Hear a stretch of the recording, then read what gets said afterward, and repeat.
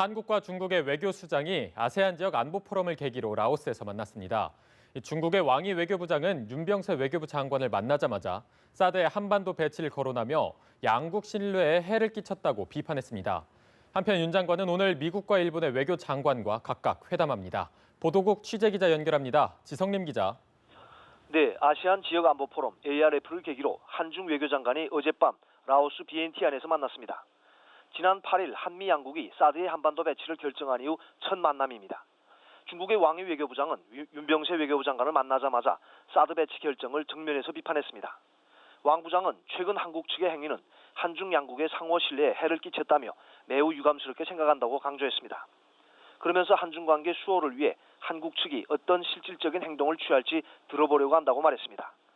왕 부장이 촉구한 실질적인 행동은 사실상 사드 배치 프로세스 중단을 의미한 것으로 보입니다.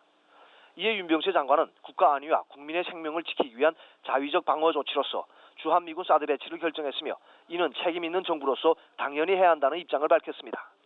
또 사드가 제3국을 겨냥하지 않는다는 점을 재차 밝히고 사드 배치가 중국의 전략적 안보 이익을 해치지 않는 이유를 설명한 것으로 전해졌습니다.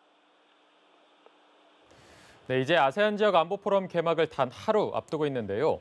어제는 중국 측과 만난 윤병세 장관이 오늘은 미국과 일본의 외교 장관들을 만난다고요. 네, 오늘 윤병세 장관은 기시다 후미오 일본 외무상, 존 케리 미국 국무장관 등과 회담할 계획입니다. 오전에 열리는 기시다 외무상과의 회담에서는 북핵, 북한 문제와 관련한 공조 방안과 함께 오는 28일 설립 예정인 일본군 위안부 지원재단에 대한 논의가 이뤄질 것으로 보입니다. 우리 시간으로 오후 7시 45분에 열릴 예정인 한미 외교장관 회담에서는 양국의 외교수장이 사드의 한반도 배치 문제와 관련해 어떠한 메시지를 내놓을지 주목됩니다.